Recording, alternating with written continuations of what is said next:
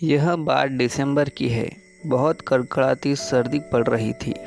रात का समय है और मोटू सो रहा है और बहुत ज़ोर से खर्राटे भर रहा है। मोटू के खर्राटे की वजह से पतलू को नींद नहीं आ रही, लेकिन कुछ समय बीतने के बाद पतलू भी सो जाता है। लेकिन जब रात को 12 बजते हैं तो अचानक पतलू की नींद खुल जाती है। पतलू को कुछ सुनाई देता है। जब वो गौर से सुनता है तो उसे गेट बजाने की आवाज़ आती है। फिर पतलू दरवाज़ा खोलकर बाहर जाता है तो देखता है बाहर एक कंकाल नुमा भूत खड़ा है। पतलू डर जाता है। कंकाल नुमा भूत पतलू से कुछ कहने लगता है। तुम्हारा नाम पतलू है, मैं जानता हूँ। आज से ठीक 2 दिन बाद तुम्हारे दोस्त मोटू की मौत होने वाली है। तुम लोगों ने हमेशा दूसरों की मदद की है, किसी को परेशान नहीं किया और हमेशा बड़ों का कहना माना है। तुम दोनों बहुत अच्छे आदमी हो, इसीलिए मैं तुम्हें ये बताने आया हूँ कि मोटू की 2 दिन बाद मौत हो जाएगी। यह सुनकर पतलू बहुत जोरों से रोने लगता है और उस कंकाल से कहता है कि मोटू के बिना मैं भी मर जाऊंगा। मोटू से मैं बहुत प्यार करता हूँ। मोटू मेरा बचपन का बहुत अच्छा दोस्त है। आप कोई उपाय बताए, कोई तो उपाय होगा मोटू की जान बचाने का। फिर वो कंकाल नुमा भूत बोलता है, उपाय है, लेकिन वो उपाय बहुत कठिन है। क्या तुम उस उपाय को कर पाओगे क्या? भूत जी, आप मुझे उपाय बताइए। मैं सब कुछ करने के लिए तैयार हूँ मेरे मोटू के लिए।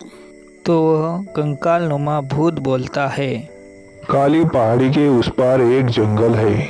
जंगल में एक घर है। उस घर में एक तांत्रिक बाबा रहता है। वह तुम्हारी कुछ मदद कर सकता है। उसके पास एक जादुई हीरा है। उस हीरे को लाकर मोटू के ऊपर रख दो तो मोटू मरने से बच जाएगा।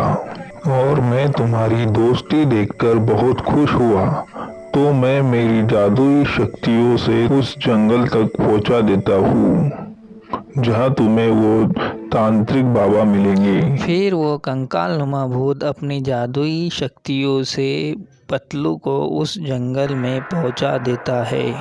पतलू जंगल में उस तांत्रिक को ढूंढता है और उसे तांत्रिक का घर मिल जाता है। फिर पतलू तांत्रिक से मिलकर तांत्रिक को सारी बात बता देता है। फिर तांत्रिक बोलता है, लेकिन तुम्हें मेरे एक सवाल का जवाब देना पड़ेगा। अगर तुम्हारा जवाब सही निकला तो मैं तुम्हें वो हीरा दे दूंगा। फिर पतलू बोलता है, मैं आपके सवाल का जवाब दूंगा, बस आप मेरे मोटू को बचा लीजिए कैसे भी करके। आप अपना सवाल पूछिए।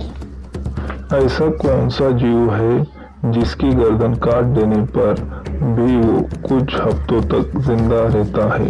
फिर पतलू सोच में पड़ जाता है। थोड़ी देर सोचने के बाद पतलू को जवाब आ जाता है। फिर पतलू बोलता है, आपके सवाल का जवाब कॉकरोच है, क्योंकि कॉकरोच ही ऐसा जीव है जिसका सर काटने पर कुछ हफ्तों तक वही जिंदा रह सकता है।